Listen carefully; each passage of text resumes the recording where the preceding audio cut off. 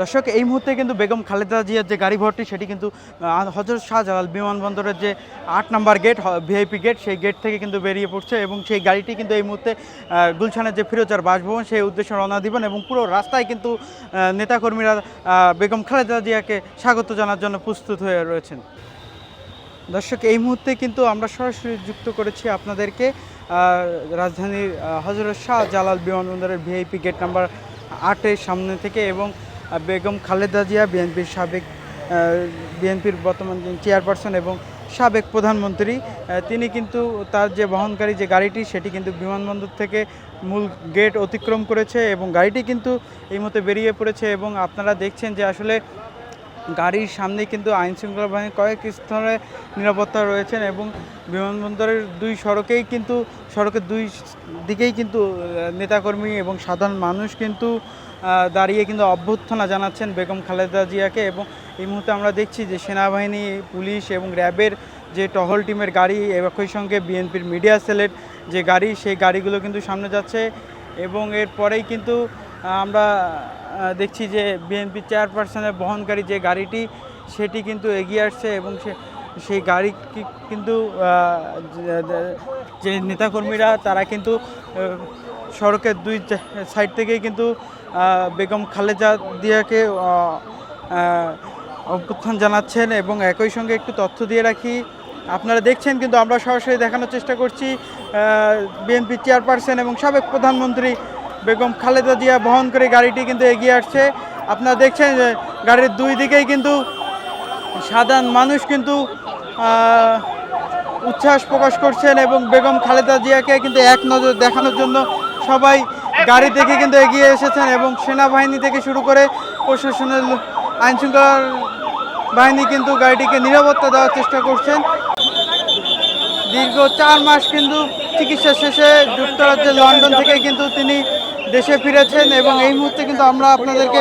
সরাসরি যুক্ত করেছি। দর্শক, আপনারা দেখছেন বেগম খালেদা জিয়াকে বহনকারী যে গাড়িটি সেটি কিন্তু এগিয়ে আসছে এবং আপনারা দেখছেন সড়কের দুই দিকেই কিন্তু নেতাকর্মী এবং সাধারণ মানুষের যে উচ্ছ্বাস সেটি কিন্তু আমরা দেখছি। দর্শক, একটু জানিয়ে রাখি, বেলা 10টা 38 মিনিটে কিন্তু বেগম খালেদা জিয়াকে বহন করা গাড়িটি কিন্তু ল্যান্ড করে হযরত শাহজালাল বিমানবন্দরে। এরপরেই কিন্তু আমরা দেখেছি যে নেতাকর্মীরা কিন্তু শুরু করেন এবং এই মুহূর্তে কিন্তু আপনারা আমাদেরকে দেখানোর চেষ্টা করছি যে আসলে গাড়িটিকে ঘিরে কিন্তু নিরাপত্তা বাহিনীরা কিন্তু যেমন জোরদার রয়েছেন এবং একই সঙ্গে কিন্তু আমরা দেখছি যে নেতাকর্মীরা কিন্তু উচ্ছ্বাস প্রকাশ করছে এবং গাড়িটিকে নিরাপত্তা দিয়ে কিন্তু নিয়ে যাওয়া হচ্ছে এই মুহূর্তে।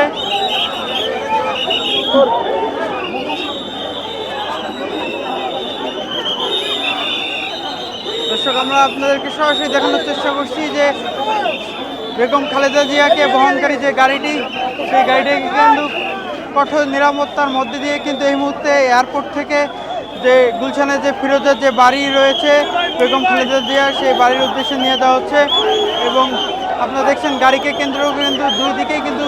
সাধারণ মানুষের যে উপস্থিতি সেটি লক্ষ্য করছেন। একই সঙ্গে আপনাদেরকে যদি একটু দেখানোর চেষ্টা করি, গাড়ির পিছনে কিন্তু অন্যান্য নেতাকর্মী যারা রয়েছেন তাদের যে উপস্থিতি এবং তাদের যে গাড়িবহর রয়েছে সেটিও রয়েছে। তথ্য দিয়ে রাখি যে এর আগে কিন্তু গতকাল কিন্তু যুক্তরাজ্যের লন্ডনে হিথ্রো বিমানবন্দর থেকে কিন্তু বেগম খালেদা জিয়া কিন্তু ঢাকার উদ্দেশ্যে রওনা দেন কাতারের আমিরের দেওয়া এক বিশেষ বিমানে।